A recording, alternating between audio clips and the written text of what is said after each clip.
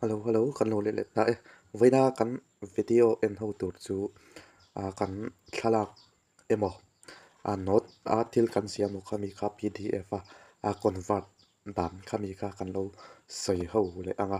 hei min zot le zawon om thina amala thil ai chuan video pak ai karon da chuak dona uluk de melo en sak le don ni ti ka soi tu ani ti chuan ka video i atop thleng lo en la ti chuan comment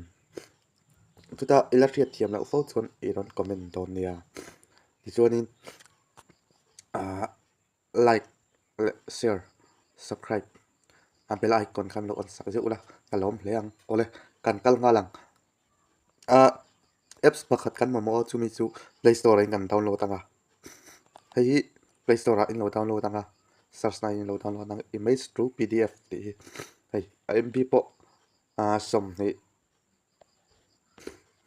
ni le kan hei atam lo in lo download venga hei im lo zot vele zek zela mi kan download anga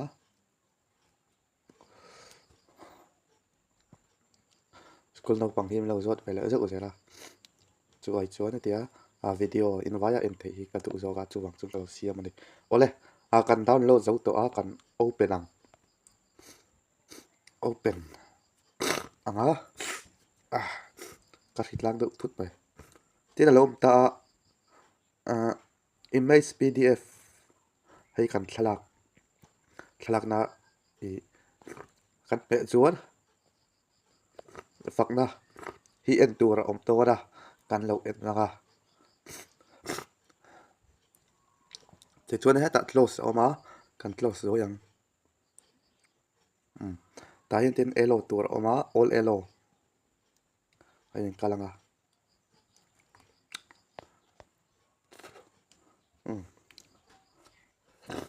heta hian a in anh hậu khai giống vậy à PDF ai xem đủ ha in tích mà ngày ông phải khát mệt ula thể hiện in tụ to cả khan hết ta image hay hết là gì import hin mẹ tăng import hin mẹ tăng á tên là lâu om don ta hay thil rang oma hay thì thể hiện ati đậu thế à color thế thak thế à thà em anh đậu lại đậu lâu này mấy thì chuan in hết ta hiện han don ula don hin munga han don ula handon ula den nga ve hret tur pangani a reilo kan nga ve la hretang te hian tin me ti ati dan tur mi lo hril zel hi te hian hei tin ani ta a ti chuanin kami kha kan neng lo so to nu hen ta a convert to pdf ti an kalang kan convert ang china tang khan ka hritlang a chuak ka ha chiawa lo chuak pal hlo me mi lo hret thiam ram to ni ta hian a ming khai zia kang tes tes ani don ta ti chuanin password point siam theya ti chuanin frame point siam theya ti chuanin in paper size kha a4 size ani dona anakina computer vela in thun du po khan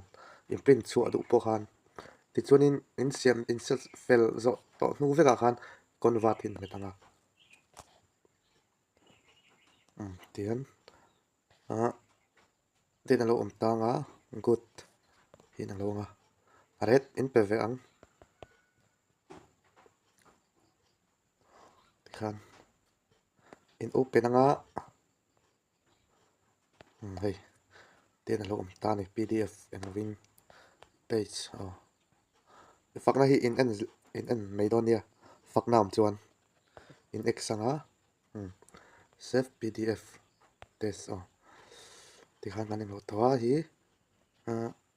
file manager in zonga ti chunin hei heta hian masabera in test PDF ti alo om ta hei ti hian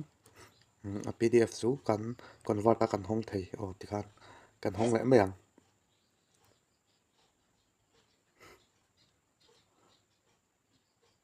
phak nai kan en zo thak thakang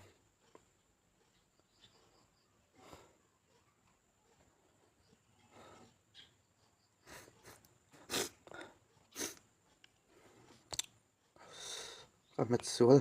melo hret hiam lo a Flipkart alun tai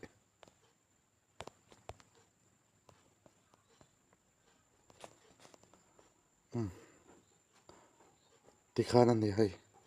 ti hian hei om ta tur mai ni hei hret hiam lo tur om lo hin on lenga ti khan plaza in met lenga in lo dai du chun siam lai du chuan da in thlalak thei boka an chung barin metanga ho hei thlalak theia chuan ID avel po ai in lavele thei don ani ti khan ani tamea heta file line in enang du chuan ti khan min wa thon chuak thin to mai don ani ole kati zong khani khalo me